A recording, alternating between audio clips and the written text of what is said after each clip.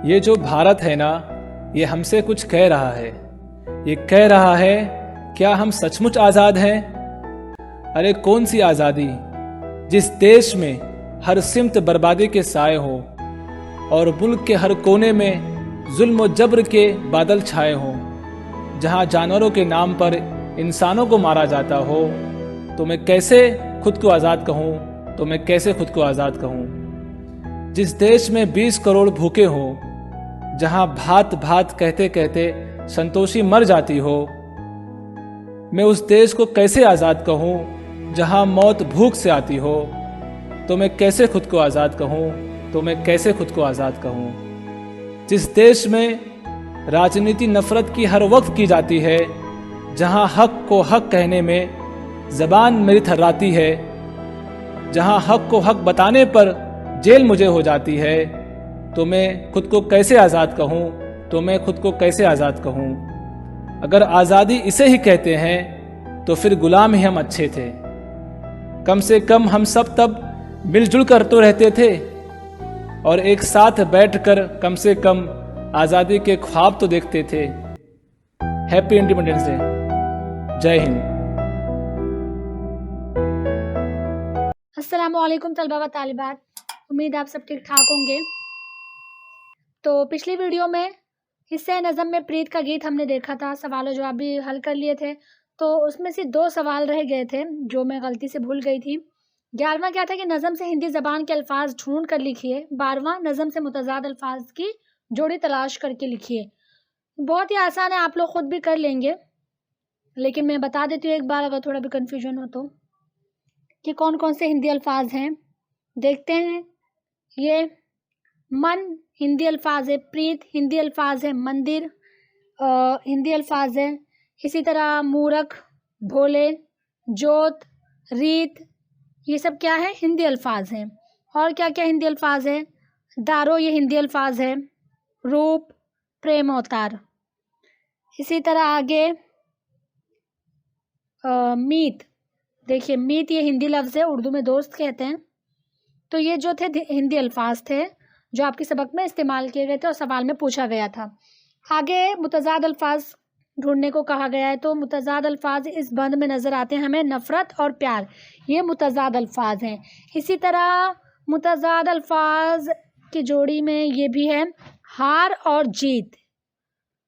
तो अल्हम्दुलिल्लाह ये 2 जो रह गया था ये भी कंप्लीट हो गया। तो अब हम अपने सबक की तरफ चलते हैं।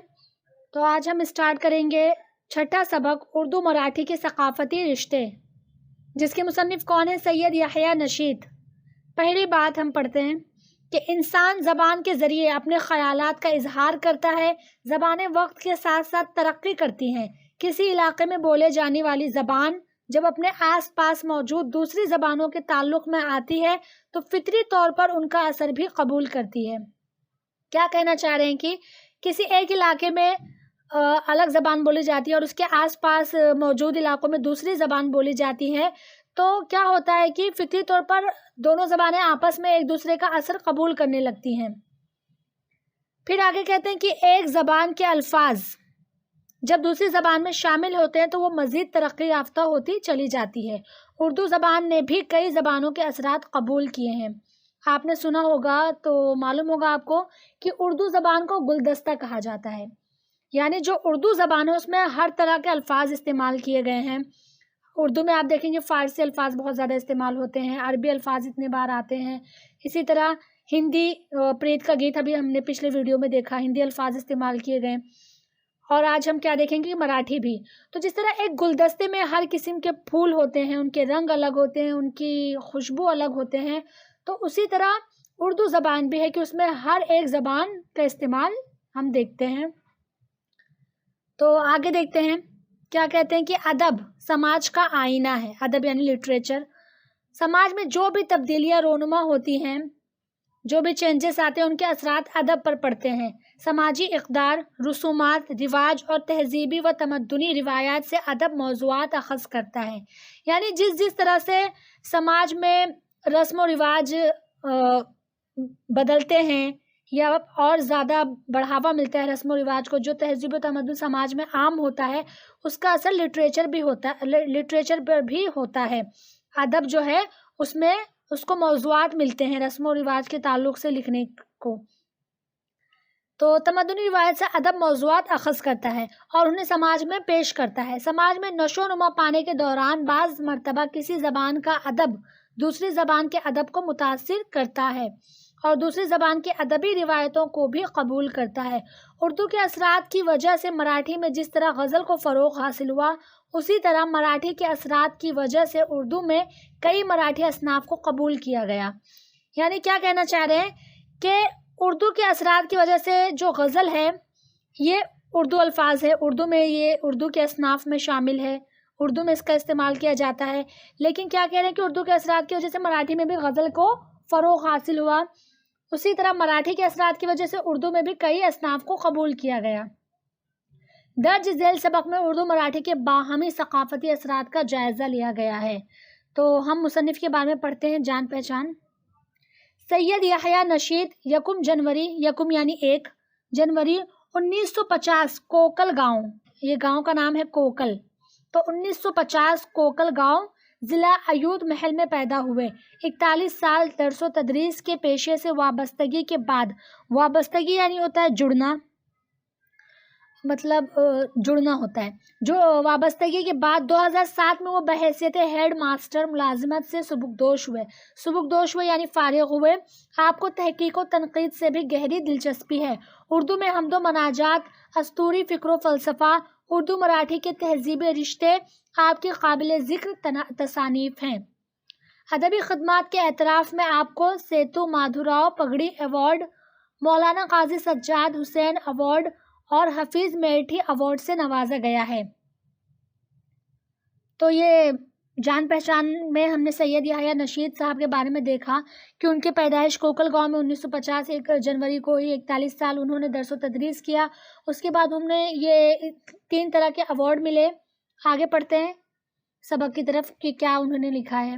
مہاراشٹر میں مسلمانوں کے بود و باش اور تہذیب و تمدن کے آثار 8ویں صدی عیسوی سے پائے جاتے ہیں. عرب تاجر مسعودی اور یاقوت کی کتابوں میں چول اور تھانہ میں مسلم بستیوں کی نشاندہی کی گئی ہے. چول اور تھانہ یہ کیا ہے؟ اس وقت کی بہت بڑی بڑی بندرگاہیں ہیں، بندرگاہ ہوتے تھے. تو جیسے آپ سب کو پتہ ہے کہ عرب جو تھے وہ پانی کے راستے سے ہندوستان آئے تھے. اس وقت بحری راستہ عام تھا، جیسے کہ انگریز بھی بحری راستے سے آئے تھے انڈیا میں، ہندوستان میں. تو اس وقت خشکی راستہ اتنا عام نہیں تھا، پانی اور سمندری راستہ ہی سے لوگ دنیا بھر میں آتے تھے. تو آگے کیا کہتے ہیں کہ ولبھ رائے گووند سوم سن 793 سے 814 اور اموگھ ورش سن 814 سے 877 کے دور حکومت میں، یعنی یہ جو 2 نام لیا گیا ہے ولبھ رائے گووند سوم اور اموگھ ورش، یہ اپنے وقت کے راجا تھے. آگے کیا کہنا چاہتے ہیں کہ ان کے دور حکومت میں تو مسلمانوں میں شرعی امور کی پاسداری کے لیے مسلمان ناظم مقرر کیا جاتا تھا، جسے مقامی زبان میں یعنی اس وقت کا جو قوم تھا اس زبان میں ہنرمند کہتے تھے. کیا بتانا چاہ رہے کہ یہ 2 راجا تھے، ان کے دور حکومت میں جو مسلمان تھے، مسلمان جو مطلب جیسے مجرم ہندو بھی ہیں مسلمان بھی ہیں، لیکن جو مسلمان مجرم ہوتے تھے خاص طور پر ان میں مسلمانوں میں شرعی امور کی پاسداری یعنی شرعی امور کو اپنانے کے لیے مسلمان ناظم مقرر کیا جاتا تھا، جسے ہنرمند کہتے تھے. یہ غیر مسلم بادشاہ مسلمان مجرموں کو شریعت کے مطابق سزا دیا کرتے تھے اور ہنرمند کے انصاف پر تکیہ کیا جاتا تھا. یعنی جو ہنرمند ہوتا تھا یہ مسلمان ناظم ہوتا تھا، جسے اسلام کی شرعی امور کے تعلق سے علم ہوتا تھا کہ ہاں شریعت میں کس چیز کے لیے کیا سزا ہے، ہاتھ چوری کرنے کے لیے ہاتھ کاٹنے کی سزا ہے. اسی طرح اسے جو شریعت کا علم تھا وہ اپنے حساب سے جو بتاتا تھا اس پر سارے لوگ تکیہ کرتے تھے. اور یہ بادشاہ جو تھے غیر مسلم، یہ مسلمان مجرموں کو خاص طور پر ان میں شریعت کے مطابق سزا دیا کرتے تھے. آگے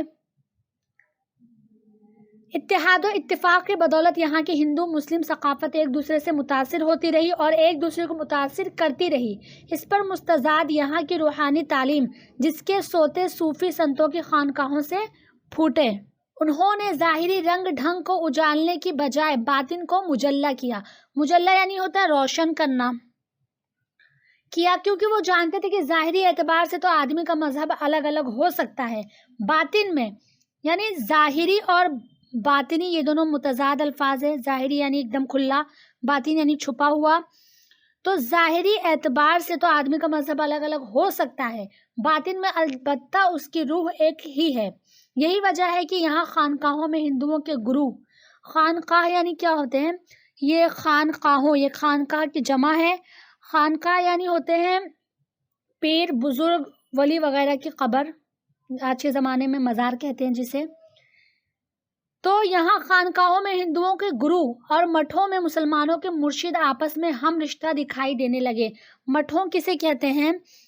ہندو فقیروں کی جھوپڑی یا دھرم شالہ وغیرہ سمجھ لیں آپ. آگے دکھائی دینے لگے تھے. غرض کے مہاراشٹر میں خسروانہ جاہ و جلال، خسروانہ یعنی ہوتا ہے بادشاہانہ، بادشاہی طریقے سے. جاہ و جلال یعنی کیا ہوتا ہے؟ ایک آپ کی کتاب میں بھی اس کے معنی دیے ہوئے ہیں کہ شان و شوکت.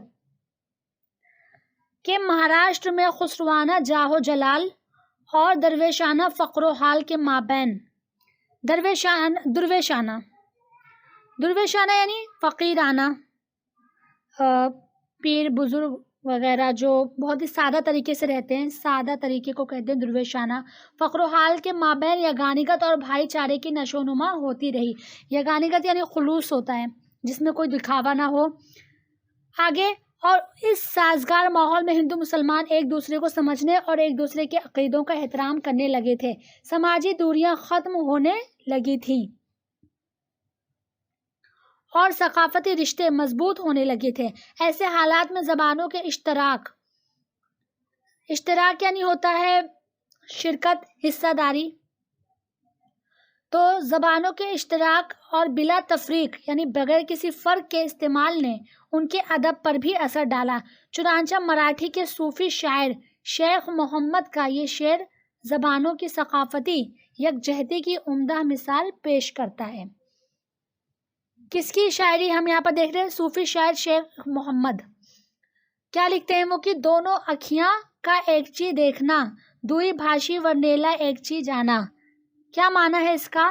یعنی جس طرح دونوں آنکھوں سے ہم ایک ہی چیز دیکھ سکتے ہیں، اسی طرح دونوں زبانوں میں ایک ہی مضمون کو بیان ہو سکتا ہے. شیخ محمد نے اپنی بعض مراٹھی نظموں میں ایک مصرع مراٹھی کا تو دوسرا اردو کا لکھا ہے.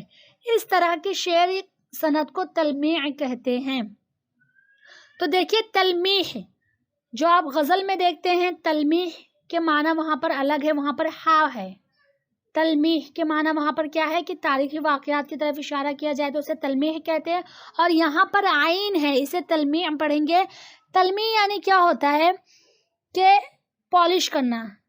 تو یعنی شاعر جو ہیں وہ چاہے اردو شاعر ہوں تو وہ اپنے زبان میں مراٹھی الفاظ کا استعمال کر کے کہیں نہ کہیں دونوں زبانوں کو مزید نکھارنا چاہ رہے ہیں، یا مراٹھی شاعر ہوں تو وہ اردو الفاظ کا استعمال کر کے دونوں زبانوں کو نکھارنے کی کوشش کرتے ہیں، وہ پالش کرتے ہیں.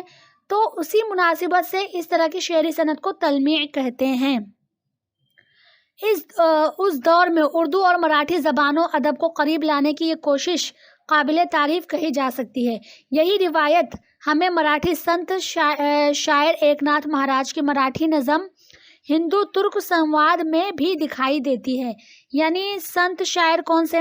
ایک ناتھ مہاراج کی مراٹھی نظم کیا ہے؟ ہندو ترک سنواد. ترک سے مراد یہاں پر مسلمان ہیں جو اس وقت ہندوستان میں آئے تھے، تو اس میں بھی دکھائی دیتی ہے. آگے کیا ہے کہ انہوں نے رسول اکرم صلی اللہ علیہ وسلم کی ایک نعت بھی لکھی ہے جو غیر مسلم شعراء کے نعتیہ کلام کا اولین نمونہ ہے. یعنی جو غیر مسلم ہیں، شعراء ہیں، ان میں ایک سب سے پہلے جو مہاراج تھے، ایک ناتھ مہاراج مراٹھی سنت، انہوں نے رسول اکرم صلی اللہ علیہ وسلم پہ نعت لکھ کر ایک اولین نمونہ پیش کیا. اس طرح نفرت کی بے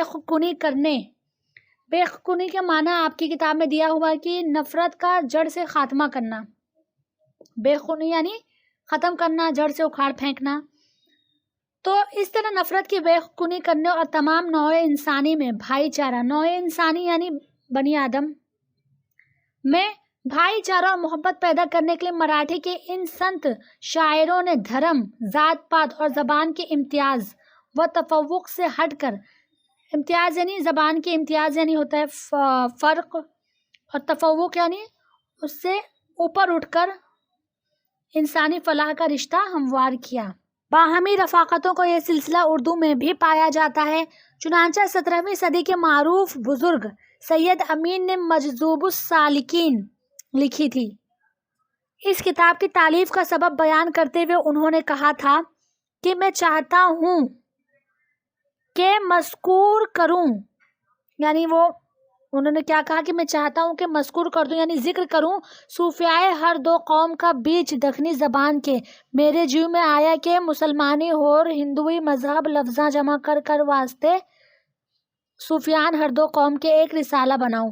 تو یہ دکن کی زبان میں کہا ہے انہوں نے، واسطے جیو میں آیا، جیو یعنی من میں آیا، دل میں آیا، لفظاں یعنی دکن میں لفظ کی جمع لفظاں ہیں، ہمارے یہاں لفظ کی جمع الفاظ ہے، لیکن دکنی زبان میں لفظ کی جمع لفظاں ہیں۔ تو یہاں پر انہوں نے دکنی الفاظ میں یہ لائن کہی ہے۔ آگے سید امین نے اس کتاب میں مراٹھی محاوروں اور کہاوتوں کا بڑی خوبصورتی سے استعمال کیا ہے۔ شیواجی مہاراج کے دور کے مشہور سنت رام داس سوامی کے شاگردوں میں شاہ تراب چشتی کا بھی نام لیا جاتا ہے۔ انہوں نے اپنے استاد کی مشہور مراٹھی کتاب مناچے شلوک سے متاثر ہو کر دکنی زبان میں من سمجھاون لکھی تھی۔ ان دونوں کتابوں کی خوبی یہ ہے کہ ان کی بحر ایک ہی ہے۔ بحر یعنی کیا ہوتا ہے؟ لے، آہنگ، طرز۔ تو شیواجی مہاراج کے مشہور سنت جو تھے وہ رام داس سوامی تھے، ان کے شاگردوں میں کون تھا؟ شاہ تراب چشتی۔ تو انہوں نے اپنے استاد یعنی رام داس سوامی جو ان کے استاد تھے، ان سے ان کی مشہور کتاب کیا تھی؟ ان کے استاد کی مناچے شلوک سے متاثر ہو کر کون سی کتاب لکھی؟ من سمجھاون، دکنی زبان میں انہوں نے لکھی۔ تو ان دونوں کتابوں میں ایک ہی خوبی نظر آئی، کیا؟ ان کے بحر یعنی ان کے لے اور آہنگ ایک جیسے تھے، اور بعض مضامین میں بھی یکسانیت پائی جاتی ہے۔ یہ کتابیں آدمی کی اندرونی اصلاح اور سماجی فلاح کے لیے لکھی گئی تھیں۔ اس طرح ہندو اور مسلمان شعراء کی یہ ساری کوششیں اردو اور مراٹھی کے ادبی روابط کو مضبوط کرنے میں بڑی اہمیت کی حامل رہی ہیں۔ عربی، فارسی اور اردو میں مرثیوں کو وقار حاصل ہے۔ یہ ایک ادبی شعری صنف ہے، یعنی جو مرثیہ ہے یہ ادب میں شعری صنف ہے۔ صنف یعنی ہوتا ہے قسم، جسے مراٹھی میں روایتی کہا جاتا ہے، یعنی مرثیے کو مراٹھی میں روایتی کہا جانے لگا۔ فرق اتنا تھا کہ روایتی نوحہ اور بین کے قبیل کی صنف بن کر مراٹھی میں گائی جانے لگی۔ نوحہ یعنی کیا ہوتا ہے؟ نوحہ یعنی ہوتا ہے کسی کی میت پر اپنے آپ کو مارنا، پیٹنا، ہاتھ پیر نوچنا، بال نوچنا، جو کہ اسلام میں جائز نہیں ہے۔ تو یہ جو مرثیہ کسی کے وفات پر ہی کہی جاتی ہے، تو مرثیوں کو روایتی کہا جانے لگا مراٹھی میں۔ اور فرق کیا تھا کہ روایتی جو تھا نوحہ اور بین کرنا یعنی وہی اپنا سینہ چاک کرنا، خود کو مارنا۔ نوحہ اور بین کے معنی ایک ہی ہیں، کسی کے انتقال پر اپنے آپ کو مارنا، پیٹنا، رونا، چیخنا، چلانا، جو کہ اسلام میں جائز نہیں ہے۔ تو فرق اتنا تھا کہ روایتی نوحہ اور بین کے قبیل یعنی ہوتا ہے گروہ، قبیلہ سے بنا ہے، قبیل کے معنی ہے گروہ، کہ اس گروہ کی صنف بن کر مراٹھی میں گائے جانے لگی۔ اس کے برعکس بھاروڑ خالص مراٹھی صنف رہی ہے۔ اس میں رمزیہ حقیقت کو آشکار کیا گیا ہے۔ رمز کے معنی ہوتے ہیں اشارہ کرنا، پہلی، پوشیدہ بات۔ اردو میں خواجہ بندہ نواز یسو دراز رحمۃ اللہ علیہ نے اپنا رسالہ شکار نامہ اسی اسلوب میں لکھا ہے۔ مراٹھی میں ایک نعت کے یعنی مہاراج ایک نعت، جنہیں ہم نے اوپر دیکھا کہ انہوں نے آپ صلی اللہ علیہ وسلم پر ایک نعت لکھی تھی، تو ان کی بات کر رہے ہیں کہ مراٹھی میں مہاراج ایک نعت کے بھاروڑ بھی بہت مشہور ہیں۔ اردو مراٹھی کے یہ ادبی دھارے آگے بڑھ کر مہاراشٹر کی ثقافت کو بھی اپنے میں سمو لیتے ہیں۔ یہاں کی ثقافت میں پھگڑی کے کھیل کو مذہبی تقدس حاصل ہے۔ آپ سب کو پتہ ہے پھگڑی کیا ہوتا ہے، بچپن میں کھیلا بھی ہوگا، ابھی بھی کھیلتے ہوں گے۔ ناگ پنچمی کے تہوار پر عورتیں پھگڑی کھیلتی ہیں۔ اس کھیل میں دو عورتیں ایک دوسرے کے ہاتھ پکڑ کر گول گھومتی ہیں۔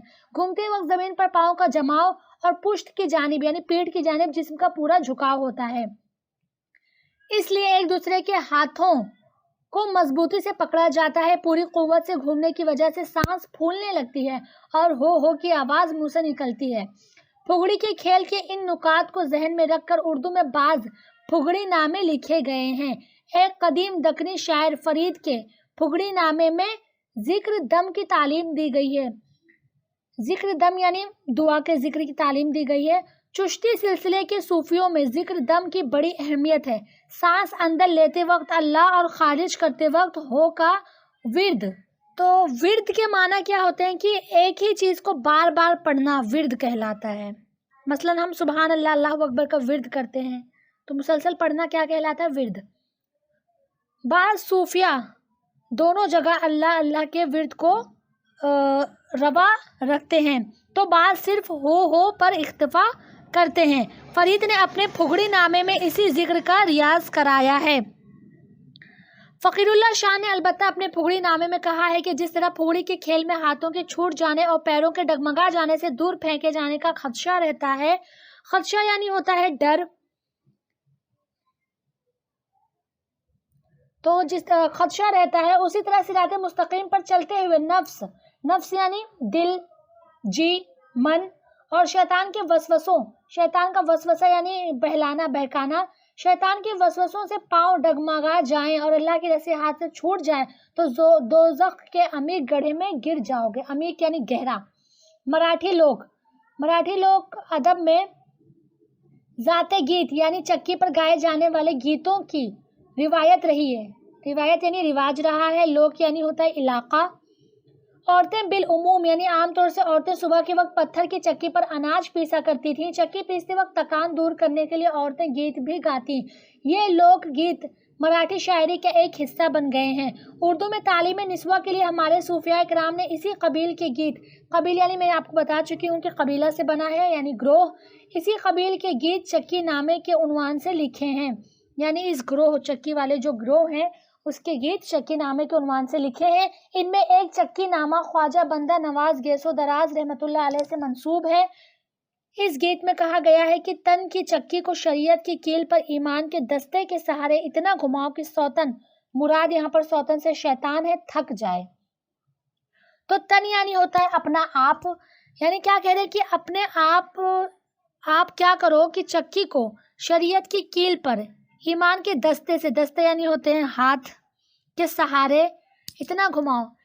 تو یہ ایک طرح سے سیدھا سادہ آپ اس کا مطلب یہ سمجھ لیں کہ یہاں کہا یہ گیا ہے کہ اتنا دعا درود پڑھو کہ شیطان خود ڈر کر بھاگ جائے۔ اس سے پتہ چلتا ہے کہ عورتوں کے مزاج اور ان کی نفسیات کو پیش نظر رکھ کر یعنی اس پر دھیان دیتے ہوئے اس کو سامنے رکھ کر ہی اس طرح کے چکی نامے لکھے گئے ہیں۔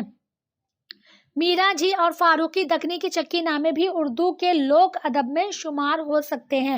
ان کے علاوہ تربیت نسواں کے لیے جس طرح مراٹھی میں پالنے گیت، بھوپالی وغیرہ لکھے گئے ہیں، اردو میں لوری نامے، جھولنا نامے، سہاگن نامے جیسی نظمیں عورتوں کی اصلاح کے لیے لکھی گئی ہیں۔ اردو میں اس ادبی ثقافت کو مراٹھی کی تقلید کہا جا سکتا ہے۔ تقلید یعنی پتہ ہے آپ کو فالو کرنا، یعنی یہ کہا جا سکتا ہے کہ اردو میں کہیں نہ کہیں مراٹھی کو فالو کیا گیا ہے۔ ان منظومات میں اگرچہ ادبیت کی کمی ہے لیکن عوامی ادب میں ان کا مقام مسلم ہے یعنی سلامت ہے، ان کو تسلیم کیا گیا ہے۔ الحمدللہ ہم نے یہ سبق کمپلیٹ کر لیا۔ اگلی ویڈیو کون سی ٹاپک پہ ہونا چاہیے یہ بھی بتائیں، ویڈیو کو شیئر کریں، لائک کریں، کمنٹ کریں، جو بھی ڈاؤٹ ہو چینل کو سبسکرائب کریں۔